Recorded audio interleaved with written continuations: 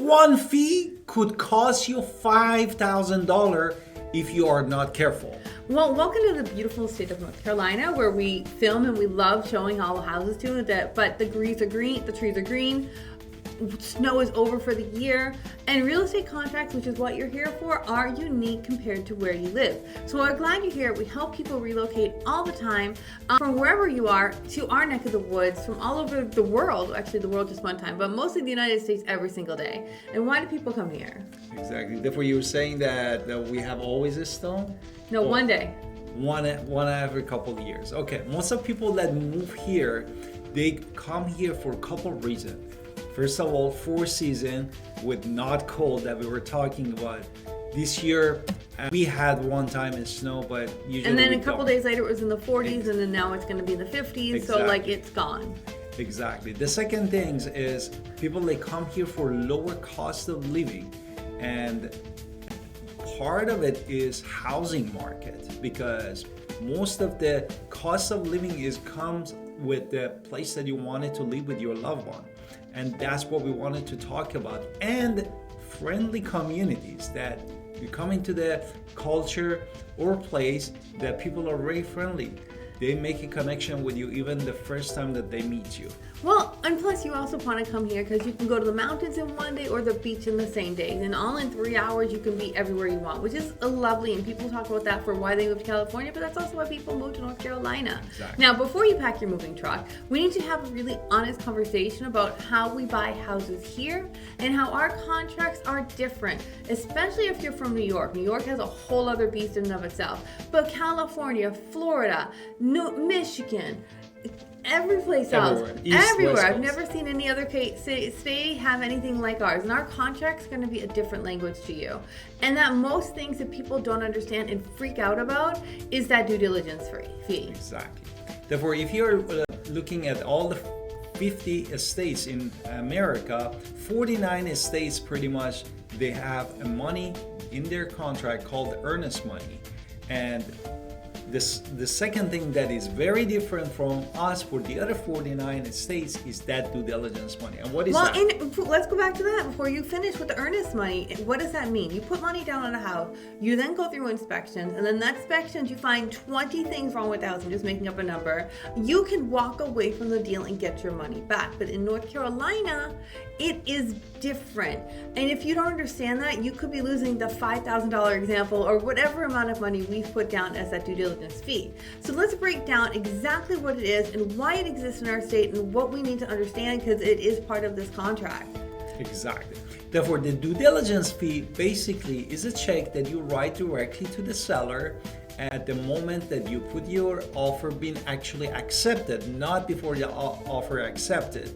And when you give it to that after offer accepted, then the seller is going to cash that check and put it in his or her account directly.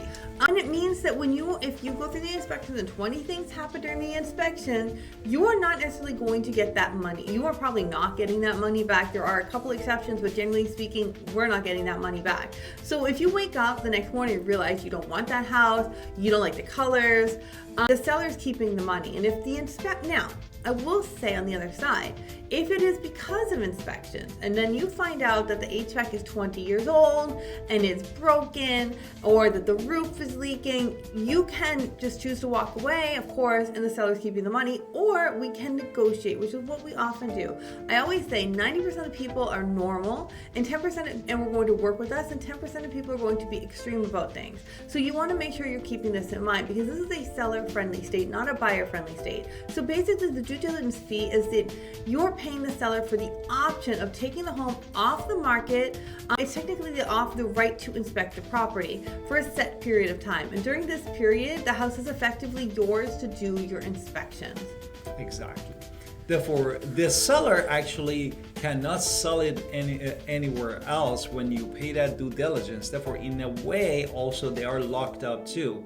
And imagine that with that period of time that you are, it's counted as like you're paying somebody's rent, no? Mm-hmm. Because they take off that house out of the market and put it in your name based off the contract that we can do due diligence period, which you do inspection and other stuff for the house. Now, you might probably be thinking, why would I ever pay a non-negotiable fee? I don't like it. And then we understand it sounds intimidating.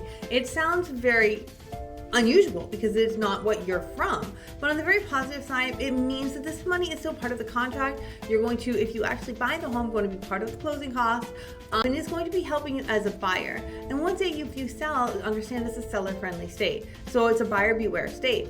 Once you're under contract, the CSV, the seller is absolutely committed to you. In other states, there's no outbidding at the last period, at the last minute. There's no buyers that come as backup really, because again, they're going to lose money if they do the backup. So once the due diligence fee is there, that money is that house is yours while you're inspecting it 100%. So you are now under contract to buy this home. Exactly. Let's make an example. Let's say if you're buying a $400,000 home. And this is an extreme number in 2026 in January in our example. Exactly. Let's say a nominal value. Now $400,000. You love this house, and you put easy math, $5,000 due diligence fee, and the balance comes to $395. Therefore, that $395 is the balance of after you putting that due diligence. Therefore, that's after the loan unit. They calculate for you that how much cash you need to bring to the table for closing. Now, as real estate agents, one of the things we do is try to calculate how much due diligence that we're going to be putting down on this home that will make it to there. Now, there's a lot of market demand, there's tolerance. I've seen people put crazy numbers down, and I've seen people put very little down. So it really just depends on how much we want the home, and what the sellers are wanting, and so there's like a little dance to it. If you have more than a one offer, right? So you want to make different things. Right. There's a lot of considerations. That's why I'm saying it's not just we try to do as minimal as possible.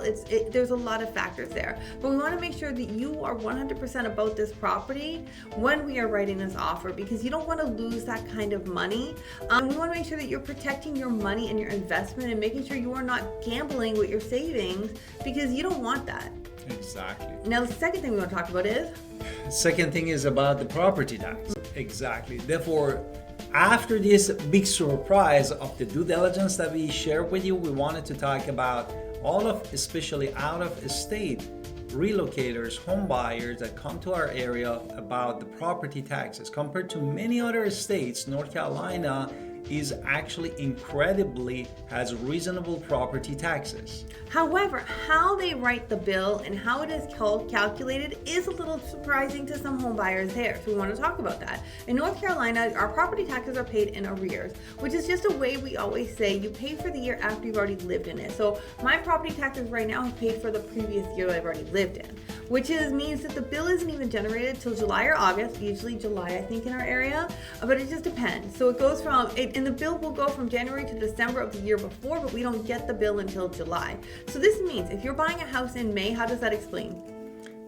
Tell us. That the bill hasn't been printed yet, so we don't clearly know. So what the lawyer is going to do, because we're a lawyer-friendly state, because the lawyers do all our closings, not title companies. So we're going to have the lawyers going to do proration and calculations, and the seller's going to give you credit for the months they lived in it from January until that May, and then it's going to be part of the closing package. So when the bill arrives in your house in August, you are responsible for the whole thing, but you also got that money back at closing. So you have to understand it all works out. Lawyers know what they're doing, but the seller already gave you their share of their portion at closing. Exactly. Therefore, when they calculate that closing cost at the end, how much you owe them, and you need to bring as a cashier check or a wire transfer, they already have that proration of the tax for you. Another thing that keep in mind is assessment versus the market value. And what is that? Basically, people will tell me, I hear this every so often, well, we can just look at the tax records and we'll tell you how much the house is worth. No, that's not market value. As a real estate agent, our job is to give you market value of what it's selling for, but our taxes are calculated usually every 4 to 8 years. And so your taxes are based there. So if you've lived in your home for 4 to 8 years, your tax value might be lower than what you're paying. And then 8 years comes by and now they're going to up your taxes. So I would say don't look at the old tax bills and assume your bill will be the same, especially in a tax year, which we just went through last year. So understanding the estimate is going to be based on the purchase price, so you're not caught off guard later. Exactly. Therefore, we pretty much want to say the property tax It's not calculated based on the purchase price. No, it is based on the purchase price if it's new, it's happening. If Because it's it's going to be Exactly. assessed later. Assess later, exactly. Therefore, basically the lower tax burden means that you have more money for the things that you actually matter to you, like family vacation or upgrading your background, or if it's unfinished space in the house that you are purchasing, you can finish it and enjoy with your family. Now, North Carolina is a wonderful place. We have lots of amazing weather. It's also very affordable, especially here in our area, in the Eastern North Carolina area in Greenville. But we help everybody all the time. But if you're moving here from California, the Northeast, we get a lot of New Yorkers, we get a lot of people from California, and they're just shocked at how much our house prices are and how much more they can get. Plus, that lower taxes than what you were paying before actually means that you can do these things. You can go on family vacations. We can have an amazing backyard. We can use the rye, I think it's rye, to make your grass green all year. Winter rye if you want to. We love helping people all the time, going from one state to another. Absolutely. Exactly. Please contact. That's what we finished. Yeah. Please contact us, Alan Victoria Pinder, real estate agent in North Carolina, specifically Eastern North Carolina, Greenville and Winterville, North Carolina. Don't forget to watch all of our playlists here.